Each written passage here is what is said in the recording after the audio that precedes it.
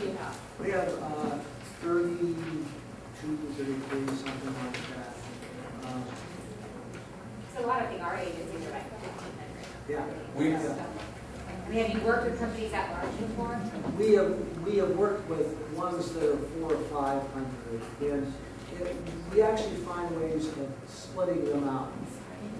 I guess we did work early on with a company of several thousand, but we weren't really ready for them. You're saying 10% of our time dedicated. I mean, is that on average of 500 employees? Or I mean, if you're saying 10% of the time, is that going to help us? That's a great question.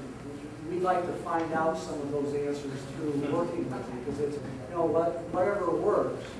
But I think one person can handle several hundred employees. And that's based in one location. Based on one location in one shift. You know, so lots of these questions will come out and roll out. Again, one of the things we've learned is if we have a talented corporate coach, it's a matter of solving issues. And if we've had that experience at another site, then that can be shared. If it's something new, then you kind of work on that issue together and come up with an answer, and then we evaluate that and see, whether it works. With larger corporations, it usually ends up being sub-teams within a given department. So there might be subgroups of, like, the accounting group does this, and the other finance group does, and so you kind of break them out into subgroups, and they work as small teams that then kind of report back together. That one person. Yeah. And that one person kind of guides the overall vision of it and leads the initiation of the overall process. And then you find small champions within each subgroup that kind of help move things. Just because we have offsite locations that are on the other side of the mountains and stuff, so I was just wondering how that would tie in. It's really important to us that we make sure that anything we do it at any of our locations. Yeah. Probably the most challenging company we currently have is a trucking company. And so we really had to change a great deal of our approach to that company. And then because we had the one trucking company, now we have several. Because we just learned by finding out, well, how does that work? And how can we take individual truck drivers who are going interstate and make something work? Well, most of what works in other companies do not work. It's a matter of learning, engaging. So if we have the opportunity here, I'm sure there'll be all kinds of issues and challenges that will come up.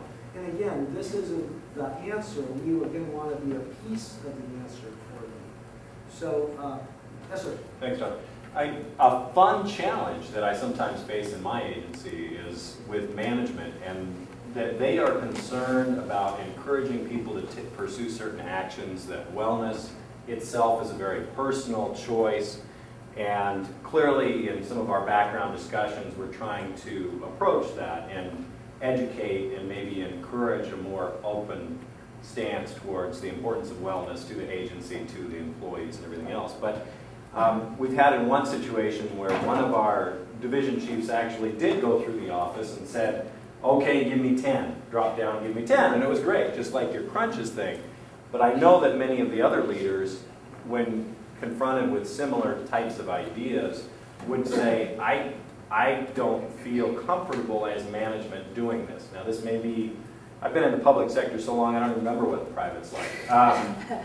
But it may be just a quirky public thing, but that's something where messaging to help them overcome and understand that it occurs in the private sector, understand the importance of it and how that role modeling is effective, to the extent that there are any specific points that can be provided to them, that would probably be helpful to get them beyond their barriers of, well, wellness is a personal thing, and I can't tell them to drop down and do crunches.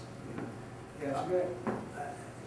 We do have some pretty good tips for that kind of thing in here, because we run into it all of the time.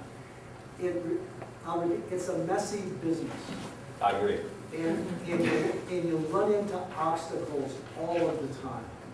And it's a matter of doing the best at this given time with what you have.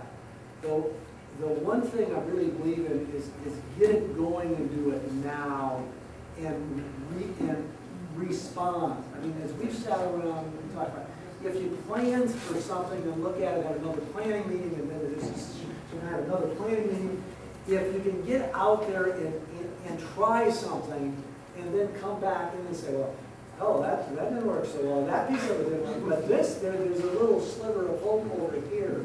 Yeah. I think each organization needs to come up with a unique approach. What we want to do is be as supportive and as helpful as a publishing company, as a film company, as an activities-driven supporter, but there are just all kinds of things. I mean, I can't tell you, even in our own really tiny, tiny company, the kinds of issues that come up, you know. But there's always answers, and if you're doing something now, I have this talk I give all the time. If zeros, you're not doing anything, and 10 is the ultimate. Let's get to 3. You know, let's get from 0 to 3, and then we'll be at 3. And, oh, 5 isn't that very far away.